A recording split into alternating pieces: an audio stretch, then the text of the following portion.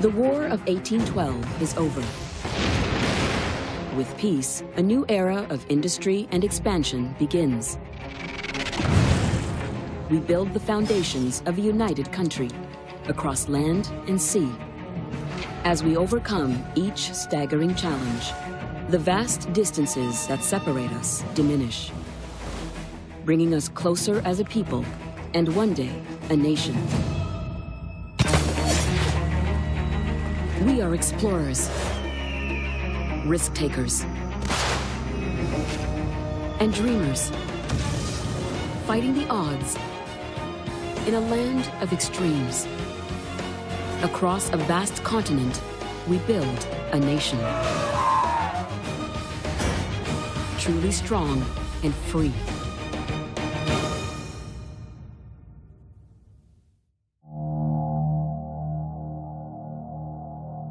(1828), Southern Ontario. Work on one of Canada's first mega-projects, the Welland Canal, has ground to a halt. Several people have been killed. Hundreds more are unemployed. And now, the project has hit an obstacle that threatens to stop it for good.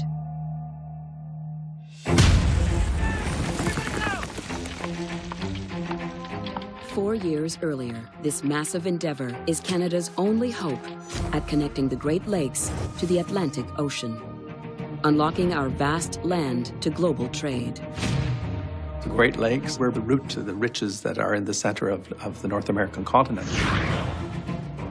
Consequently, whoever controlled the Great Lakes controlled the key to the continent.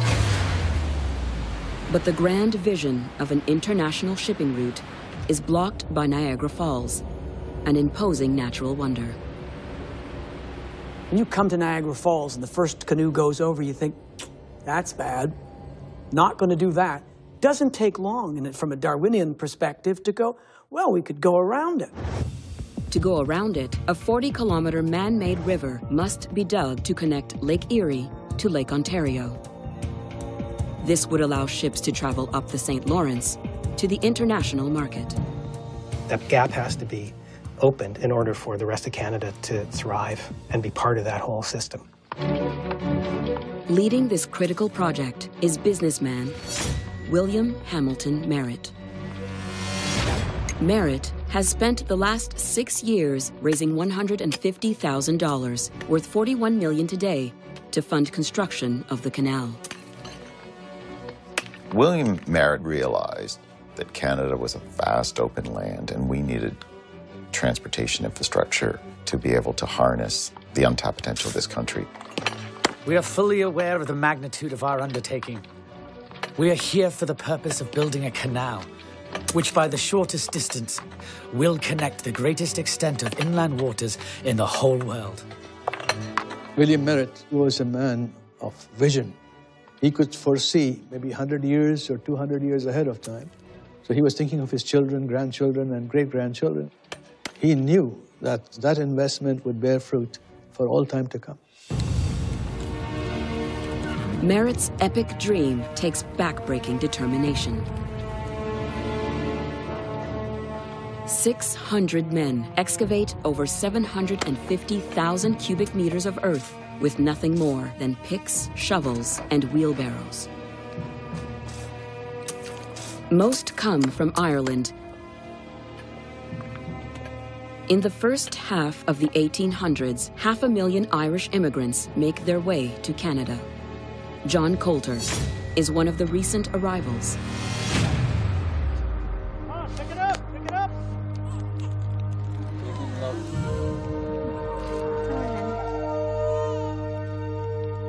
22-year-old Coulter has a wife, Hannah, and a newborn child to provide for.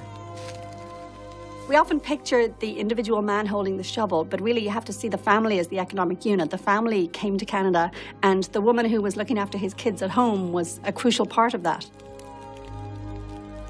While Hannah cares for their son in one of the shanty towns near the construction site, Coulter toils alongside his countrymen for 63 cents a day.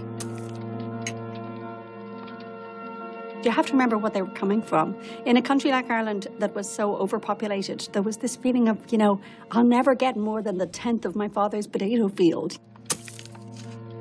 The opportunities offered in situations like the Welland Canal were thrilling because, yes, it was hard and dangerous, but there was room for your hard work to pay off in a way that there just wasn't in the old country. 1824. Construction reaches a challenging 3-kilometer stretch called the Deep Cut. Here, the canal must cut through a hill, leaving steep surrounding walls as high as 20 meters. To create that canal opening, that's not easy. That's something that takes someone with a very strong engineering imagination. To accelerate this project and pay off his investment, Merritt needs help. He hires Alfred Barrett to lead the project, an experienced engineer who has just completed a similar project in the US, the Erie Canal. When you're being trained as an engineer, of course, you learn about canals and other things, but at the same time, when you actually get to build these, the challenges are just enormous.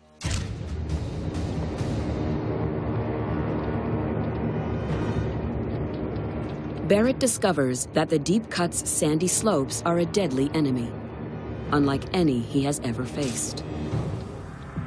On November 9th, 1828, the fatal blow. The banks of the cut collapse.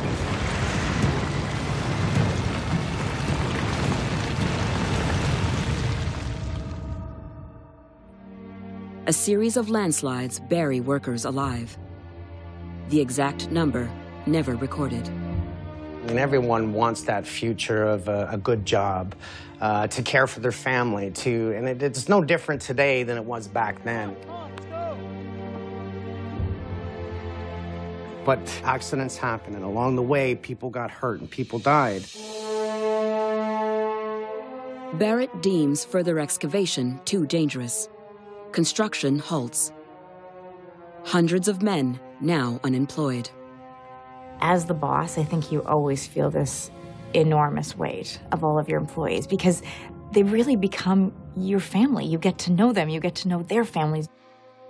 You feel this enormous responsibility to uphold their livelihoods as well as your own. The dream of connecting Canada's interior to the Atlantic is out of reach. Unless Alfred Barrett can conquer the Deep Cut. Alfred Barrett, he must be one who can accept a challenge. An engineer by training is supposed to find solutions beyond his or her knowledge. You've got to see, all right, this is my difficulty. What is the solution?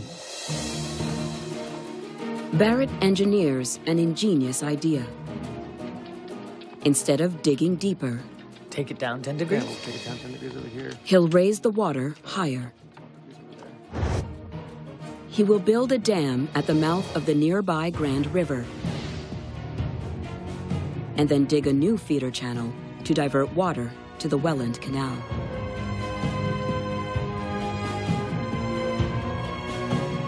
John Coulter and his co-workers are back on the job. He and Hannah will settle permanently in Port Robinson, one of many Irish families to risk everything and make their home in the growing Niagara region. To all the regular workers that came over and helped was opportunity. They had a chance in succeeding in their own careers. And these are the people that we really need to pay a little bit more attention to and say, hey, thank you. On November 30th, 1829, after 5 years of construction, the Welland Canal finally opens for business. New communities like Welland and Thorold spring up along the route of the canal. St. Catharines booms as a commercial center. The Great Lakes St. Lawrence corridor will become the nation's most important economic artery. When you consider the Welland Canal and St. Lawrence Seaway, it really is kind of a direct conduit into the heart of the country. There are tankers in the harbor of Toronto that could not be there right now if it weren't for that system. Imagine what Canada would look like today if we didn't have a visionary like William Merritt, who really opened up trading and commerce in many respects between the East and the West for the country that is now Canada. By the 1830s, the British colonies of Canada are now connected by ship, revolutionizing our trade and commerce. But those ships are slow, often delaying communication between the colonies. Communications are critical. Moving troops is critical. Moving messages is critical. Knowing what's happening on the ground is critical. Anything that can speed the communication of people and ideas is critical. 1839. Shipping magnate Samuel Cunard has made the long journey from Halifax to London, England, with his daughter, Anne. A self-made mogul, Cunard has a plan to radically change how Canada communicates with the rest of the world. Cunard was a man who took chances. He was an entrepreneur. He was a risk taker. Well, how do I look? You look great. The British Admiralty has tendered a contract for delivery of the Royal Mail between England and North America. Gentlemen, welcome. I have a tremendous opportunity for you today. Cunard sees a future beyond the sailing ship. But first, he needs funding. He meets with potential investors. This is a new design for a steam-powered ship. This ship... Cunard attempts to raise capital for a fleet of ships using revolutionary steam engine technology. The age of steam had begun. We had already this first railways. We saw this tremendous possibility of linking the age of steam with the sailing ship. Steamship technology provided speed that had never been seen before. Crossings of the Atlantic in this time period are incredibly dangerous, incredibly slow. Steam allowed you to overcome both of those. So, Jim, I'm offering you this opportunity. What do you think? But the technology is new and unproven. There has never been a regular transatlantic service using the steam engine. Certainly, there are people who look at steam navigation and raise issues about its reliability. People raise basic questions like, you're building a fire on board a boat. Is this really such a smart idea? The opportunity is there, and I guarantee this ship will take us. This ship... To assure his potential investors, Cunard contributes £61,000. Absolutely. Almost $7 million in today's dollars. To have the confidence and to have the strength to really believe in a different vision, and then try to convince other people of that vision, because you ultimately need backers and people to come on board. You know, I can't think of a harder thing than that. So.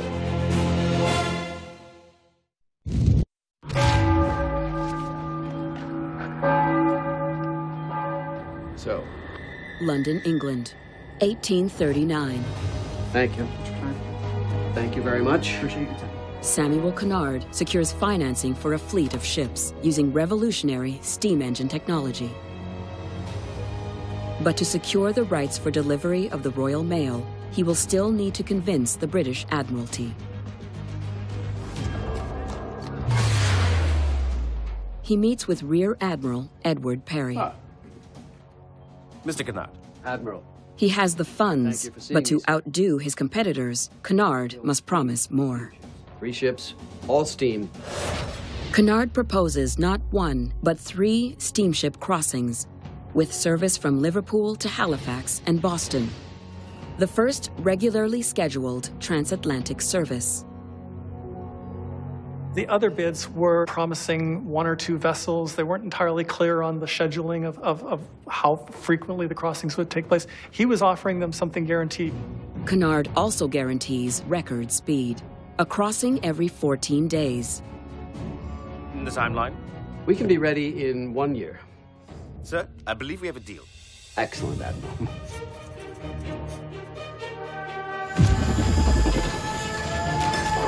Work starts immediately at a Scottish shipyard. In 12 months, his first ship must be ready, and it must be fast. The hull is designed for speed.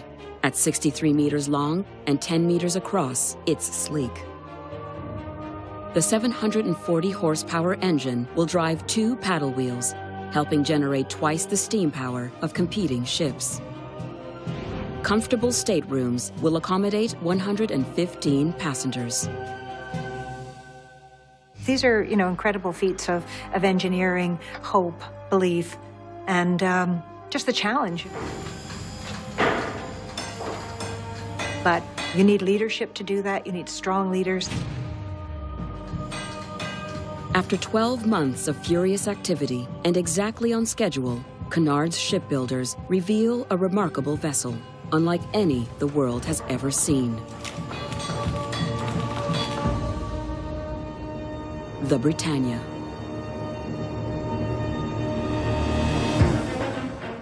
On July 4th, 1840, Cunard prepares to make his first Royal Mail delivery from Liverpool to Halifax. Confident in his ship's safety, he has invited his daughter Anne to accompany him, along with 93 crewmen and 63 passengers. His entire financial worth and his reputation are on the line. Cunard has even agreed to pay a fine of £500 for each 12 hours of delay. Why aren't we underway?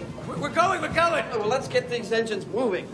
It's terrifying when you're doing something for the first time because no one has laid the groundwork. There's no guarantee of success. And so, you know, I can imagine when Samuel Cunard was on his first maiden voyage and saying, you know, I sold this big idea. I have lots of people backing me. I really hope it's going to work.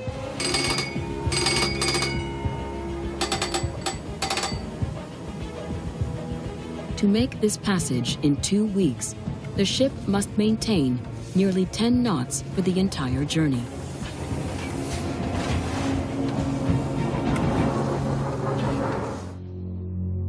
6 p.m. Britannia leaves Liverpool and disappears into the vast silence of the Atlantic. We always talk about, you know, risk takers. Wow, look at all the things they accomplished. Then you also go like, what's that splat on the ground? Oh, that's a guy from up there. He was a risk taker, now he's down there. It works both ways. There's no guarantee. Only a handful of steamships have successfully crossed the Atlantic.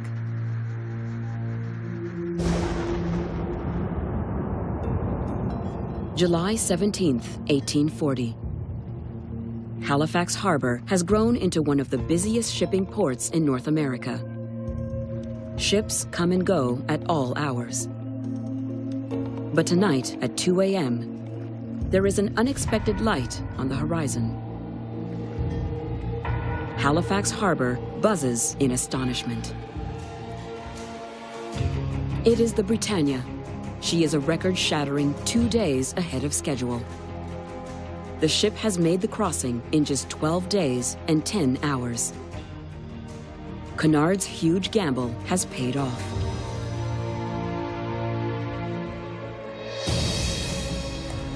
Within a year, 3 new ships join Britannia in her vital role, establishing the fastest communication between Canada and Europe. For Canadians who are involved in mercantile activity, it was enormously important because it meant access to European prices, access to European trends, access to European products much more quickly, much more effectively than it had in the past. Cunard's steamships also carry thousands of newcomers to Canada.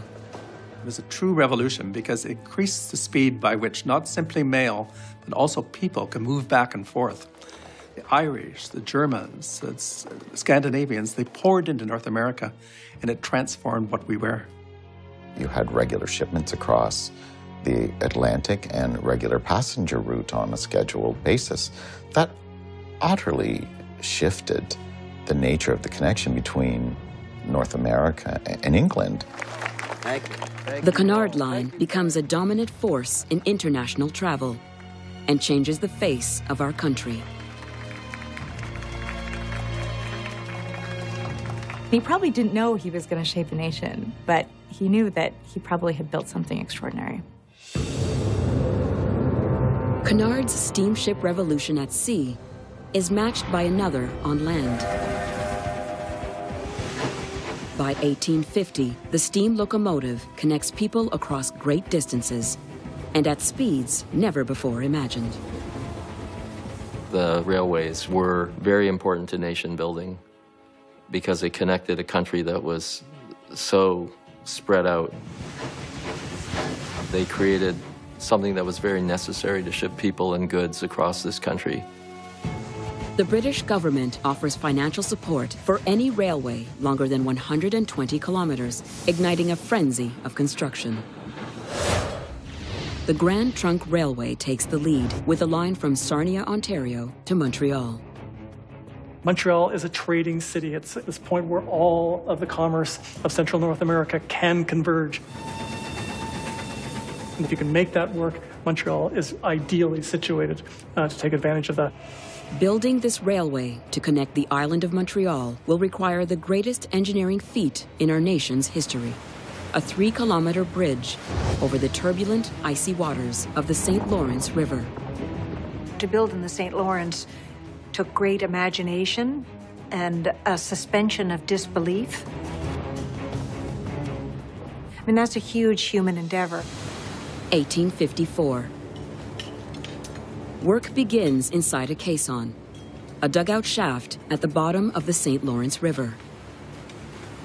When you're working in a river, you need to disperse water. So you got to create a chamber that's watertight, and guys got to get down there and put footings in beneath the Earth's surface to undisturbed soil. Stonemasons are assembling a limestone footing for the first stage of construction on one of our nation's most ambitious projects, the Victoria Bridge. The footings are the most important thing in any building, in any bridge, and anything when it comes to a structure. And that's the arm that holds the bridge. One of the project managers is Canadian engineer Benjamin Chaffee.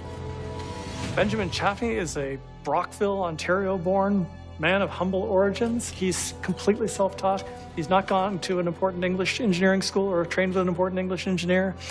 He's figured this out himself. Chaffee's invented a derrick to lower the 10-ton stones. Good.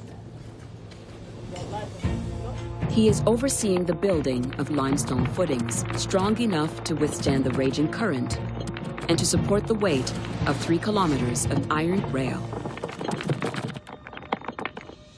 Chaffee must have been overwhelmed with the thought of trying to build a bridge across the St. Lawrence River, which was 3 kilometers long, something that was unprecedented.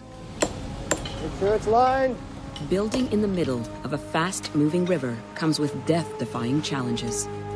It is a very risky operation. And that, you could lose people if there are some mistakes made.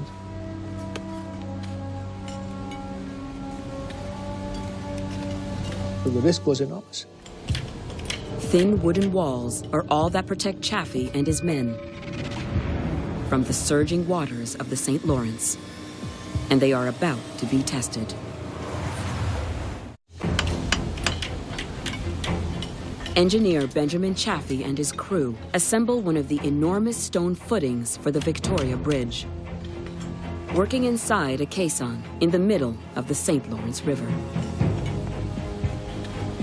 They're working with heavy cranes and heavy stones, massive 10-ton stones being moved about to build these pillars. And this is a particularly dangerous spot to be working. After months of constant water pressure, the wooden caisson is breached.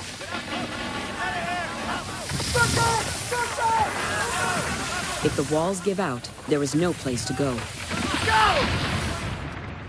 Except into the icy waters of the St. Lawrence.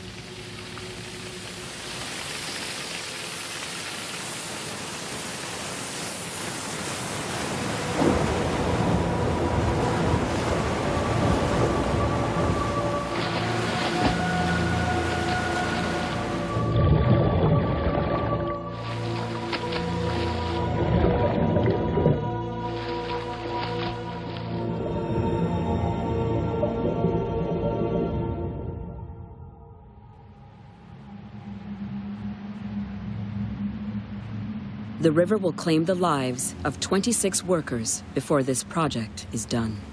These are dangerous places. There's drowning risks, people die.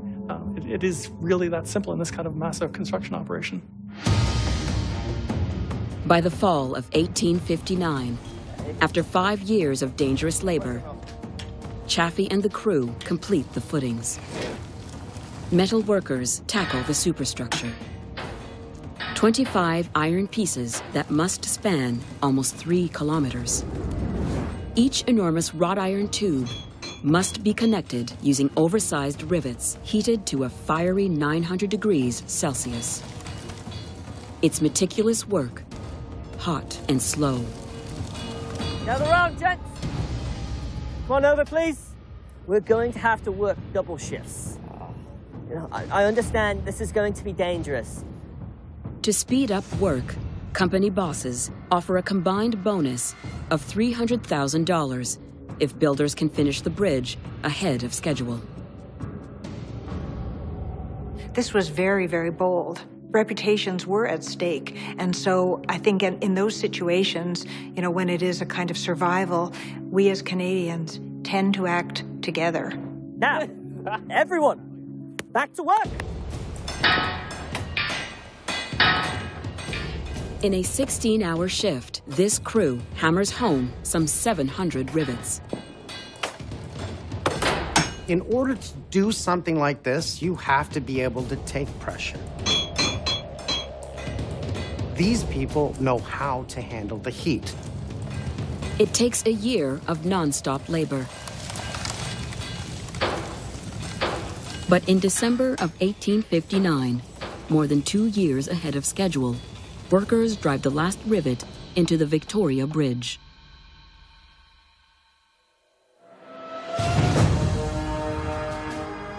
"24 masonry footings, 3 million cubic feet of limestone, 25 wrought iron tubes stretching 2.7 kilometers from shore to shore.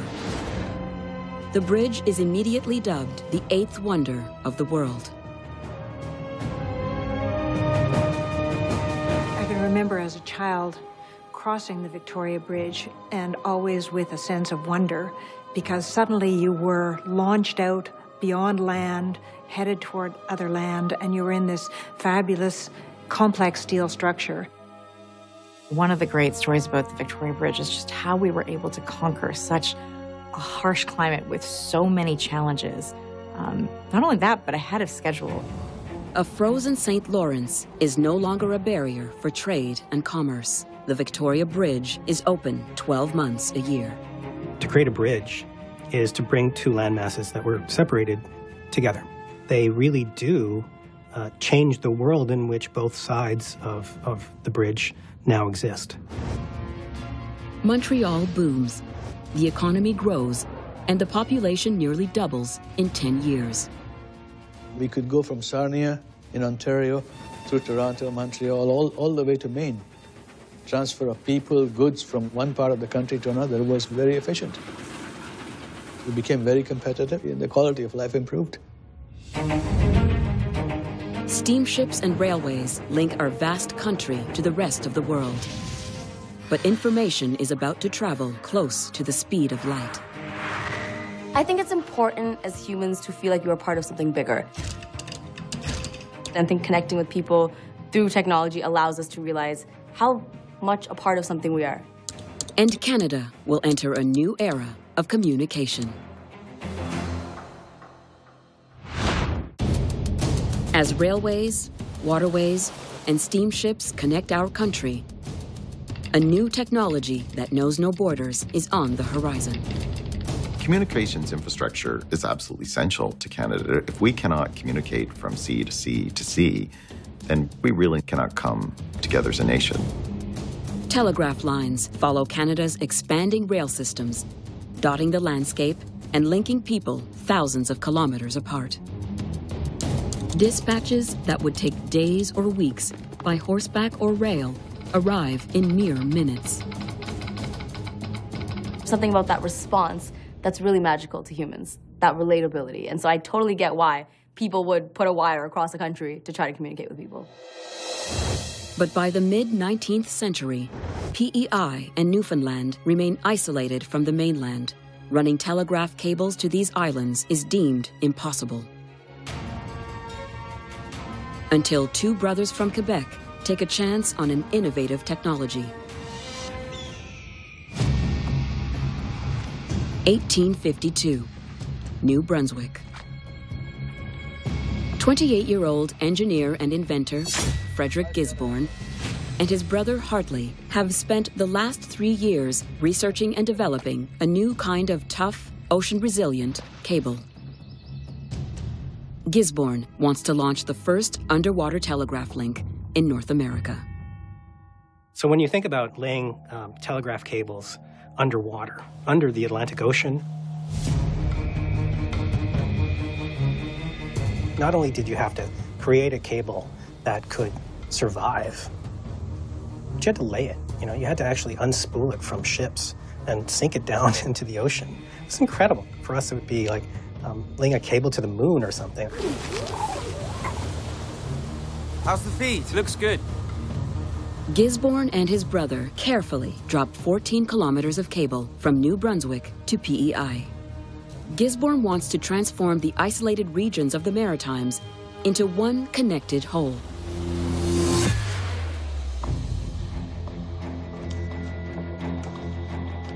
.3:28 p.m., November 22nd. From PEI, Gisborne attempts to send a message to New Brunswick. If it works, it will be the first undersea telegraph communication in North America.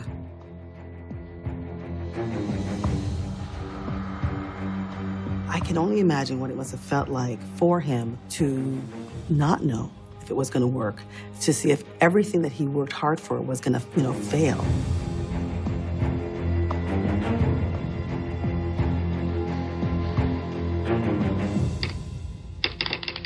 That's it.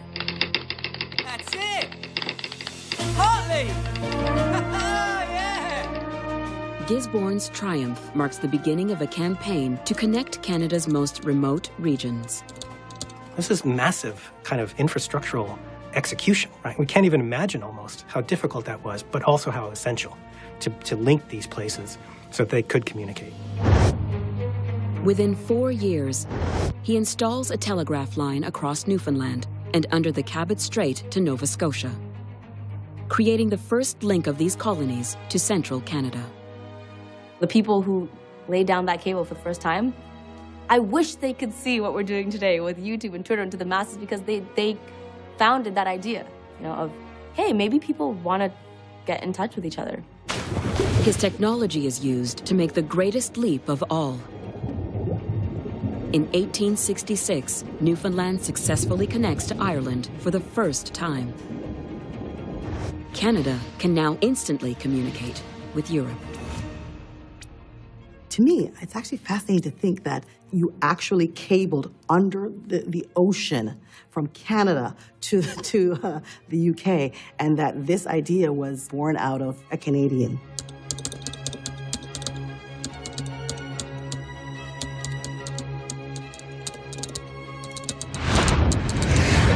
Telegraph stations allow even remote communities to get news from around the world.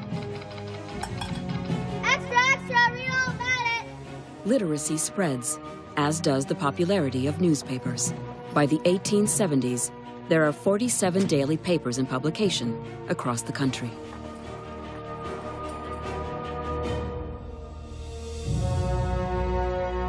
But it's not long before advertisers realize the most influential consumers in the household are not men.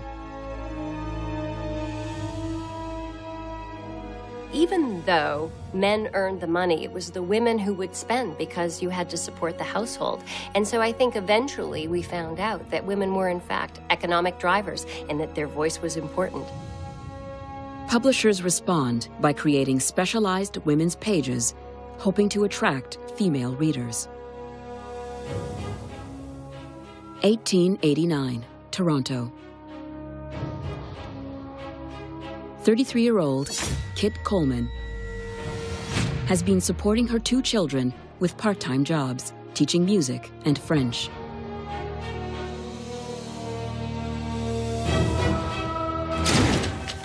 Now she lands a job as the editor of a brand new women's section at the Toronto Daily Mail.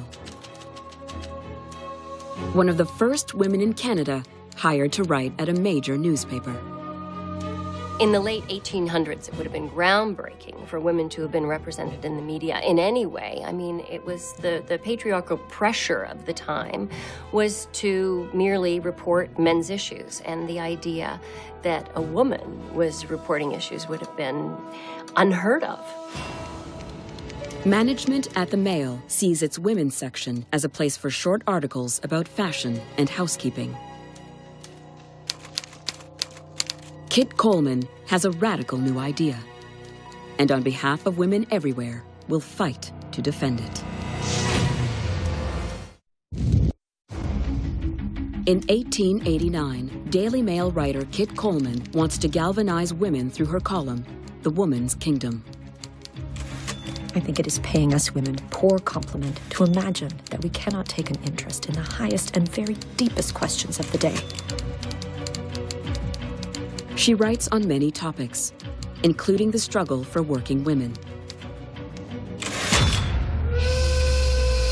Coleman visits shops and factories to research and document what women are facing. So it starts at around 6 a.m., stoking fires. In 1891, women make up only 11% of Canada's workforce, and their opportunities are as limited as their rights. Many work long hours in factories under dangerous conditions, earning as little as 80 cents a day. For a woman in the late 1800s to take on, the issue of women's labor and write about it in the media, that would take incredible courage and a drive to change society, to change the world. Coleman's writing raises awareness on Canadian women's working conditions. Are you paid on time? If women will and can do as good and true work as men, she ought to be paid equal wages. Her column also offers a female perspective on topics from which women have been largely excluded. Politics, business, art, and science. To see a reflection of oneself is very important because it does acknowledge that you exist, that you are in the world, that you are with voice. Coleman's vivid prose and quick intelligence win her a loyal following.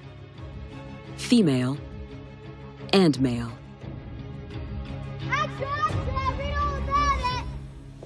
But in 1895, the Mail merges with a more conservative Toronto daily, The Empire.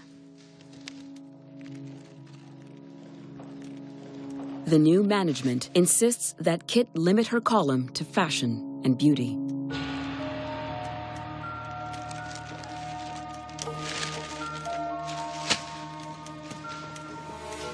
I think someone like Kit Coleman had to be astonishingly tough-minded. There must have been so many ways in which she was sneered at or undermined or steered towards writing the fluffy stuff. Coleman thinks her bosses are wrong, and she asks her readers to prove it. Men editors largely think the women's page should be mainly clothes and chiffons. I want the honest, candid opinions of Canadian women. Do you enjoy fashion articles more than other kind of reading? I think there's a fight in most people that when somebody tells you you can't do something, it makes something happen inside, something brew inside that I'm gonna show you what's possible.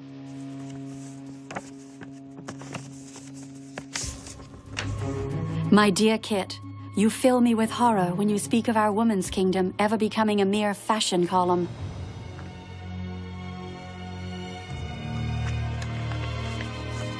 Since you ask for the opinion of the girls about changing our women's kingdom, let me say no.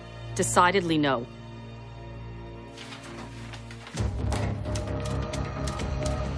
Coleman is at the vanguard of a growing women's emancipation movement, one her conservative editors cannot reverse. There was an uprising of women who thought, we cannot go back and have absolutely no voice. We are here now and we need to be heard. Coleman keeps her column and becomes the world's first female war correspondent. Hello, Kit. Covering the Spanish-American War. You happy with this? I think it's my best one yet. I look forward to reading it. Good work. Thanks. She goes on to become the first nationally syndicated columnist and the first president of the Canadian Women's Press Club. She fought for a voice. She really made room for a lot of other women to also be journalists, to discuss things that they weren't supposed to. The media is the window to everyone's world. The stories that are told need to be told by different kinds of people, and Kit Coleman was the voice for women. She is what I think allowed many women to say, hey, my stories are being told. Here's someone I can relate to. She gets it. Coleman remains an important player as Canada enters a golden age of print. By 1901, the number of daily newspapers in Canada rises to 112. Newspapers add to the network of waterways, railways, and telegraph lines that stitch this vast land together, bringing us closer and preparing Canada for nationhood. That's what allows us to deal with our immense geography, and that's what pulls us together. For Canada to be a nation, we have to be connected. What actually helps bind the country together are these elements of infrastructure. Without them, there would be no way for British Columbia to even understand or speak to Newfoundland, or for Toronto to speak to Iqaluit. I think we have created some of the most amazing projects. I think we have not foregrounded those individuals enough. What they had in mind was nation building. And that means people are connected together. And all that would not have been possible without infrastructure. As the next century approaches, newcomers continue to stream west, lured by adventure and riches. Our first Prime Minister launches a bold new enterprise to bring East and West together, but shatters the peace with our Indigenous allies. Canada will not be born without a fight.